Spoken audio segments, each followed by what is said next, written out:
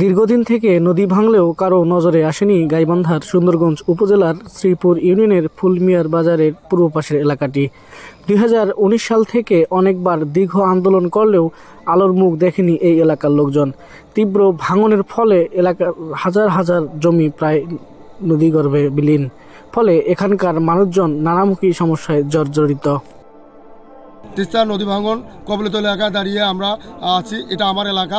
এখানে বিগত 2 মাস থেকে হাজার হাজার বিঘা সম্পত্তি নদীগর্ভে বিলীন হয়ে গিয়েছে এবং এখনও যাচ্ছে। এ ব্যাপারে স্থানীয় প্রশাসন, পানি উন্নয়ন বোর্ড তাদের কোনো গুরুত্ব দেখতেছি না।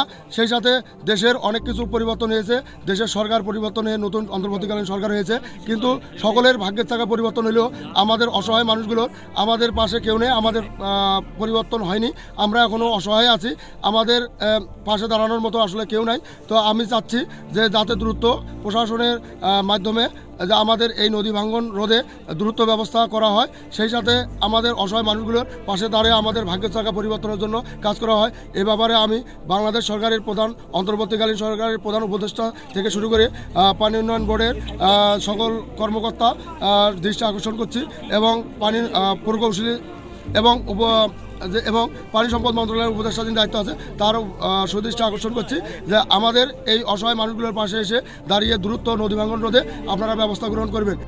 আমাদের জমিন সয় সম্পদ আলাদায় বহু ছিল। 500 বিঘা জমিন আমাদের ভুট্টা বাড়ি, 200 বিঘা জমিন আমাদের ভাঙিয়ে গিয়েছে এবং আরও অন্য জমিন বেগুন ক্ষত আমার 2 বিঘা ভাঙিয়ে গিয়েছে এবং আরও আমাদের বসত বাড়ির ভিটা পর্যন্ত নামি যাচ্ছে, সম্মুখীন হচ্ছে। আমরা এখন কি করি, খাবো, কোথায় যাব? এই নিয়ে আমরা আপনাদের উপরন্ত অফিসারের ঘরের কাছে আমরা আহ্বান জানাচ্ছি, আশ্রয় নিতে যাচ্ছি। আপনারা এই অনুগ্রহ করে এই আমাদের ভাঙনির সম্মুখে আপনারা সকলে আমাদের সহায়তা করেন। এই এলাকার, এই পুটিমারি এলাকার জনসাধারণ তারা যে ক্ষুধার্ত, এই নদী গর্ভে যে বাসস্থান থেকে শুরু করিয়ে যে আবাদি জমি, সব জমিন যে মনে করেন নদী গর্ভে বিলীন হয়েছে, আজ পর্যন্ত এই 19 সাল থেকে আজ পর্যন্ত কোনো এই আমাদের যে গাইবান্ধার যে এক্সিডেন্ট সাহেব যে পানি উন্নয়ন বোর্ডে তারা কর্ণপাত করে নাই, আমাদের জেলা প্রশাসক মহোদয় আছেন তারাও কর্ণপাত করে নাই। রবিবার সকালে ভাঙন কবলিত এলাকার লোকের আয়োজনে এক মানববন্ধন অনুষ্ঠিত হয়েছে। এ সময় বক্তারা জানান, 13 নং শ্রীপুর ইউনিয়নের 8 নং ওয়ার্ড উত্তর শ্রীপুর পুটিমারি গ্রাম হতে দক্ষিণ শ্রীপুর দত্তের খামার গ্রামের দক্ষিণে বটতলী পর্যন্ত প্রায় 2.25 কিলোমিটার পর্যন্ত দফায় দফায় তিস্তা নদী ভাঙনের শিকার হয়।